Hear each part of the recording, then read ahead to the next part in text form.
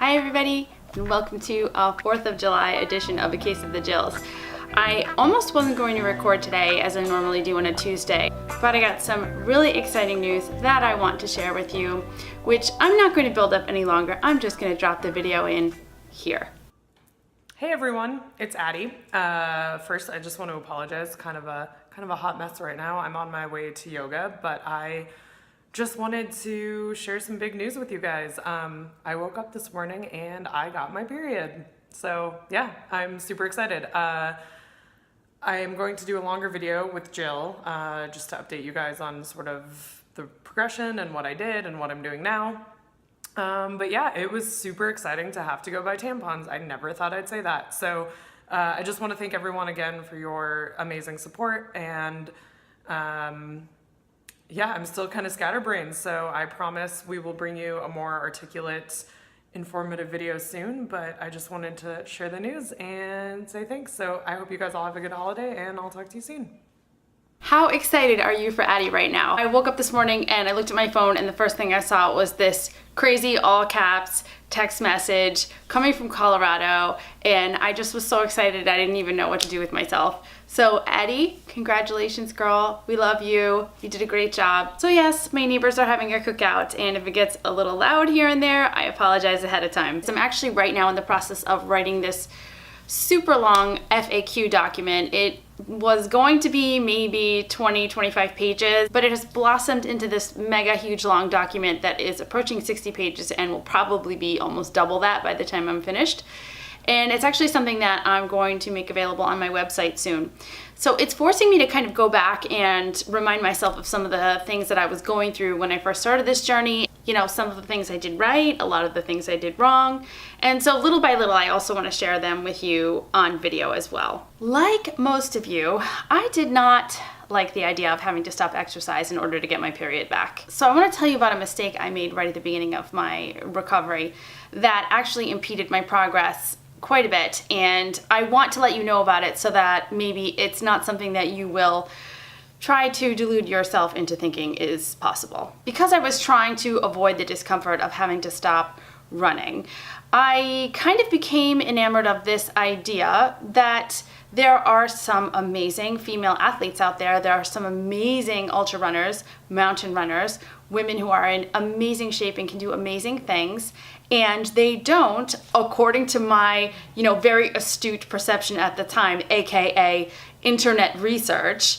According to my research, these women seem to be able to accomplish their goals and continue to train without having any kind of problem that I had. Of course, based on exact facts, no. Based on total conjecture, yes. So basically what it comes down to is this. I kind of internet stalked a few of my favorite ultra runners and tried to see if I can understand what they ate and how they ate in order to continue to train. I, in effect, thought that I could train my way out of amenorrhea by using increased training to increase my appetite, thereby increasing my caloric intake, and then somehow this magical cloud of extra food and even body weight would carry me through to recovering from amenorrhea without having to stop exercise. I, of course, did research at the beginning and understood that it was an energy imbalance. You've heard me talk before about RED-S, relative energy deficiency in sport. Through the research I had done, I did understand that my body was perceiving a deficiency in the energy that I was taking in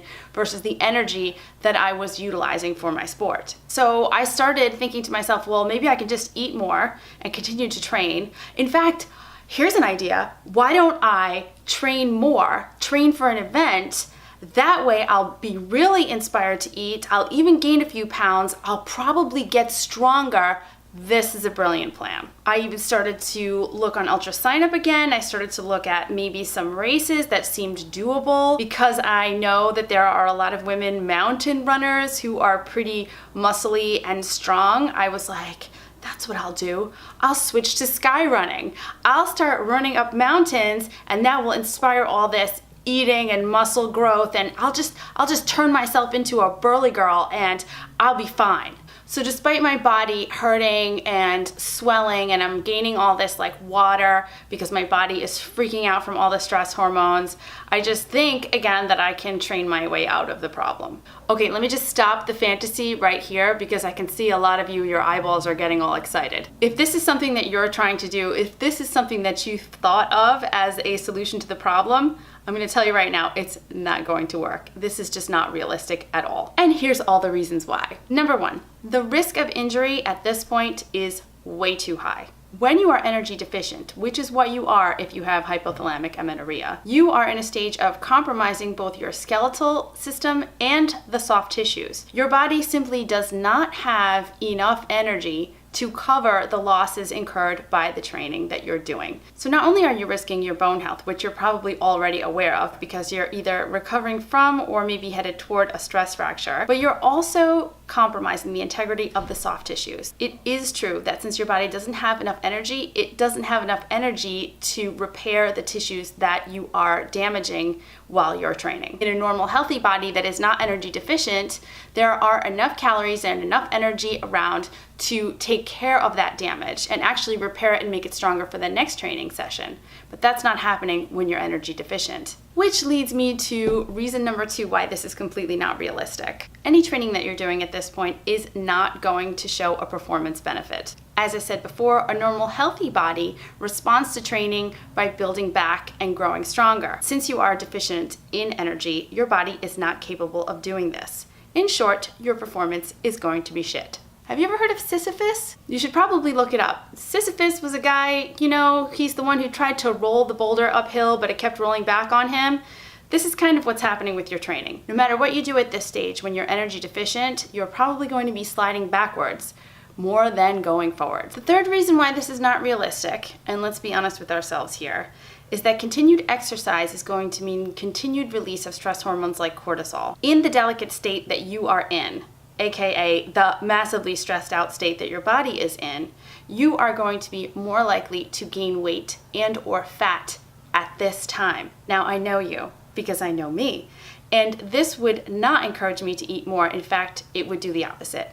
It would encourage me to eat less to combat some type of weight gain that I thought was coming from my eating habits and not from the fact that my body is so stressed out that it is hanging on to every calorie that I'm putting in there and retaining water like crazy. So that whole plan of eating your way back to strength, even though you're continuing to train, not so much. And the fourth reason why this plan is not going to work is that all of the above is going to eventually lead to crushing fatigue and terrible exhaustion. And I know what you're gonna say. You're gonna say, but I need exercise to cope with stress. But let me tell you something. Exercise is stress. When you exercise, your body is releasing stress hormones. So you're trying to fight stress with stress. Let's look at science here, okay? Exercise itself, irrespective of eating habits, does several things that are detrimental to the production of female sex hormones necessary to get your period back. First, those mood-boosting chemicals that come out, the runner's high, actually suppress one of the most important female sex hormones, which is GnRH. Exercise also suppresses leptin, which is one of the producers of GnRH. And we already know that exercise increases cortisol, no matter what you do.